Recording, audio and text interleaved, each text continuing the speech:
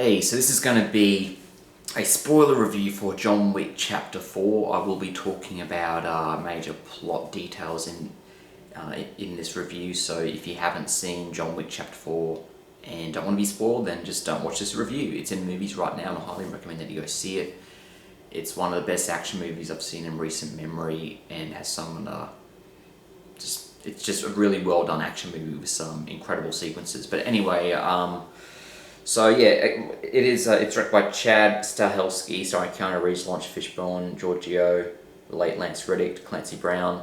It's basically the conclusion of the John Wick franchise. So it's all about John Wick trying to escape from the control of an organization called the Table. Many different characters intertwine. So yeah, a lot of things do happen in this movie. There are a couple of characters that change sides throughout the movie. There's Kane, that's right, Johnny Ennis Kane. He was a friend of John Wick, but he was forced to become an enemy early in the movie under the orders of the Table, and basically if they don't do what the Table says, he will be killed. There's also this other character called Tracker, though I don't think that's his real name. It's just what IMDb says on my phone, but he was kind of like a nameless character played by Shamie Anderson, kind of this really cool black character who was another assassin sent to take out John Wick. Later in the movie, he does root for John Wick and actually ends up protecting him. So I liked his character. His dog was great too. He was a very well trained dog, that's for sure. I mean, he's very cute, but when he's ordered to attack, he's turned into like a ruthless killing machine. So they were great in the movie. I think the elephant in the room I wanted to discuss is the passing of Lance Reddick and how the final role that he was in was actually him being killed off as a character.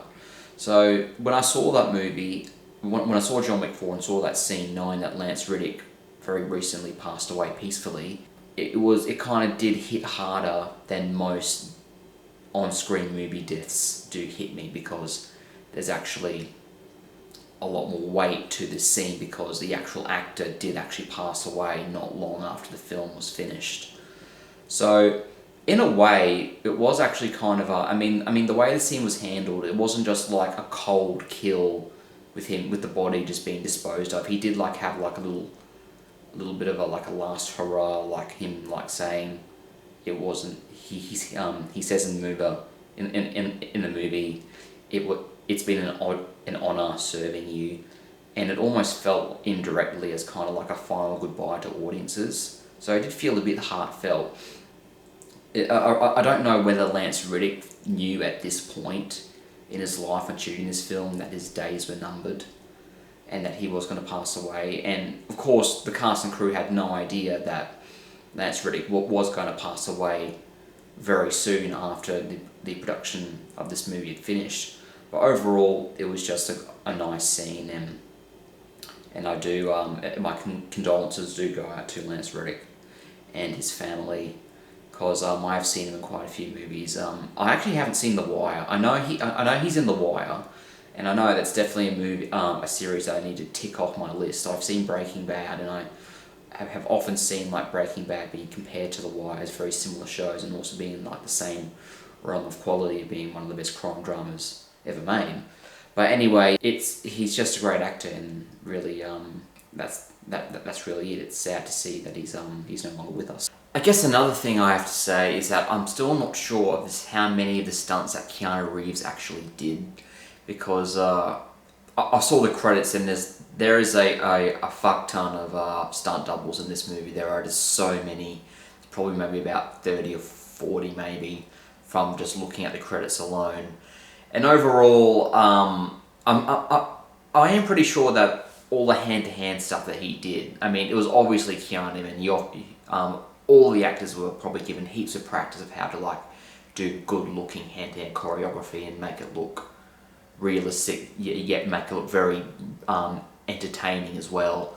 But there's like a scene where he's tumbling down like a set of stairs, a real set of stairs in Paris, which are very long and very high. And he's just tumbling and tumbling and tumbling and tumbling down all these stairs, and I'm just thinking that cannot be him, because like for one, it's a really dangerous stunt, but at the same time, it did look like it was him, but you know, I didn't see his face, so it probably was a stunt double. And as I said in my previous non-spoiler review, there is also a shot where he jumps out of a 4-story window and he bangs on top of a truck and gets flung over.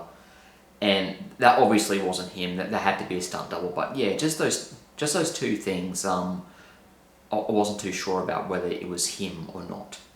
But also, Hiroyuki Sanada's character, Shimazu, also gets killed off in this movie as well. He is another concierge, but he's a concierge of a hotel in Osaka, and of course he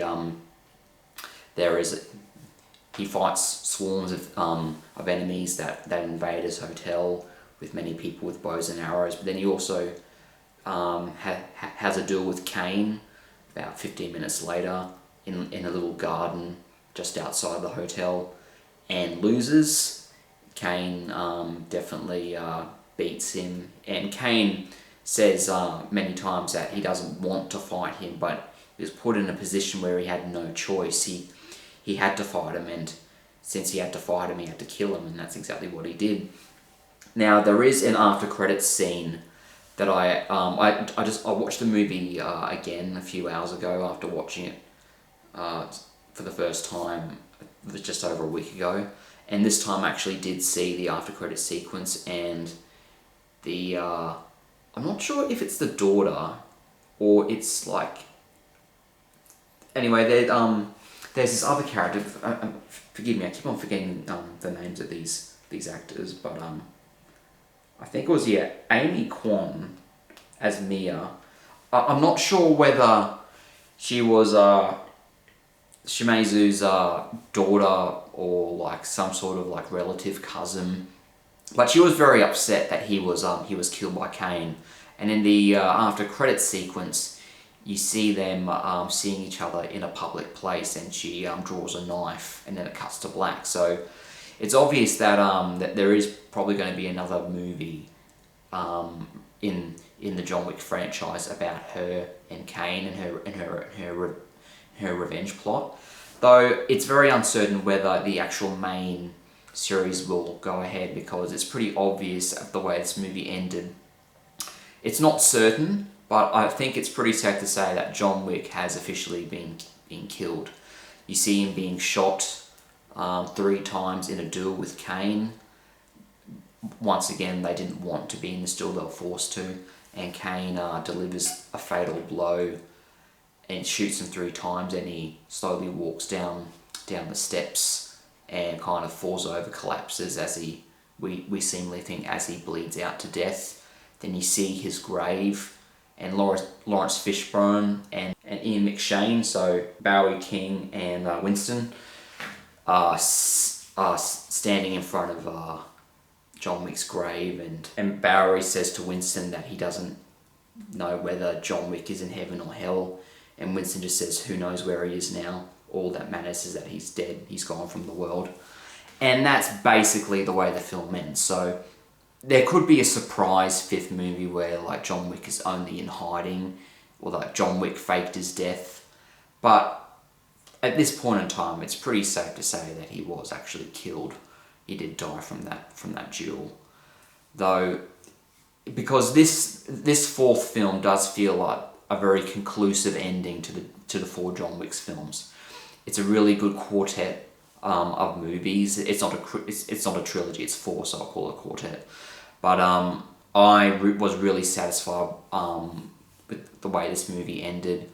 It has some of the best action sequences I've ever seen, and it's just one of the best sequels, and possibly the best 4th film in a series, or one of them I've ever seen. Of course, Mad Max Fury Road is also the 4th film in that series, and that's also highly regarded as a critically acclaimed action movie.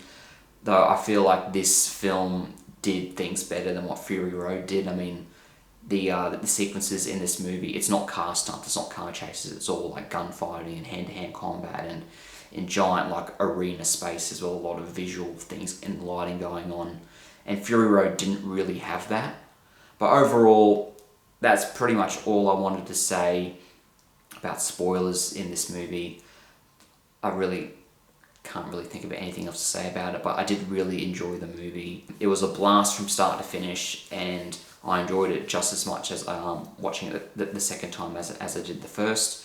Anyway, thank you for supporting the channel. You are awesome, and as always, take care. Thank you.